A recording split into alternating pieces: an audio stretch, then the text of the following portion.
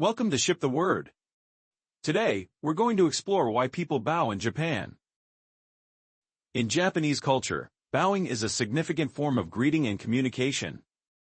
The act of bowing, known as ojigi, carries deep cultural meanings and reflects various aspects of Japanese etiquette and social norms.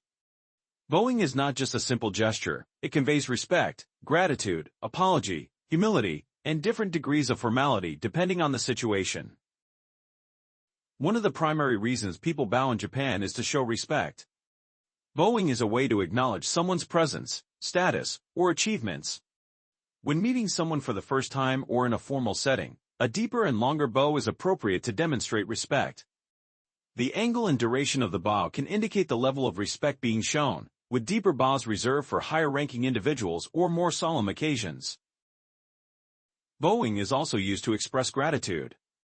In situations where thanks are due, such as receiving a gift or a favor, a bow is a common way to show appreciation. The depth of the bow may vary depending on the level of gratitude felt or the significance of the gesture being acknowledged. A slight bow accompanied by a verbal arigato gozaimasu, thank you, is a common expression of gratitude in everyday interactions. Furthermore, bowing is a way to apologize in Japanese culture. When one has made a mistake or caused inconvenience to others, a bow is a gesture of remorse and an acknowledgement of the error. The depth and sincerity of the bow can convey the degree of regret and willingness to make amends. In more formal settings or for more serious offenses, a deeper and more prolonged bow may be necessary to demonstrate genuine contrition. In addition to showing respect, gratitude, and apology, bowing in Japan also signifies humility. By lowering one's head and body in a bow, individuals humble themselves before others, recognizing their own position in relation to those they are bowing to. This act of humility is deeply ingrained in Japanese society and reflects the value placed on modesty, self-effacement, and harmony in interpersonal relationships. It's important to note that the art of bowing in Japan is not limited to just these situations. It extends to various aspects of daily life. For example, when entering a traditional Japanese restaurant or a tatami room, a slight bow may be given to show appreciation for the experience. Even in business settings, bowing plays a crucial role in greetings, negotiations, and showing respect to colleagues and superiors.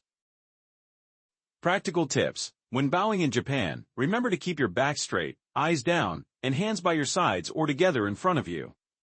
The duration and depth of the bow should correspond to the level of formality and respect required in the situation.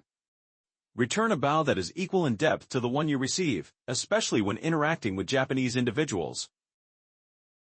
Real-world application: imagine you are visiting Japan for the first time and you meet a local host family.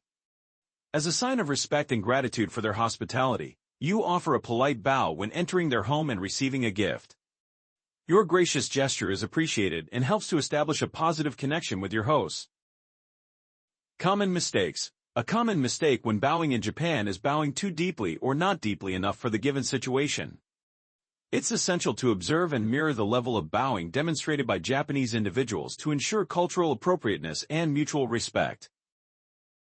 In conclusion, bowing in Japan is a nuanced and essential aspect of Japanese culture that embodies values of respect, gratitude, apology, and humility. Understanding the significance of bowing and practicing this form of communication can help bridge cultural gaps and foster positive interactions in a Japanese context. Remember, a bow is not just a physical gesture, it is a profound expression of one's attitudes and intentions towards others.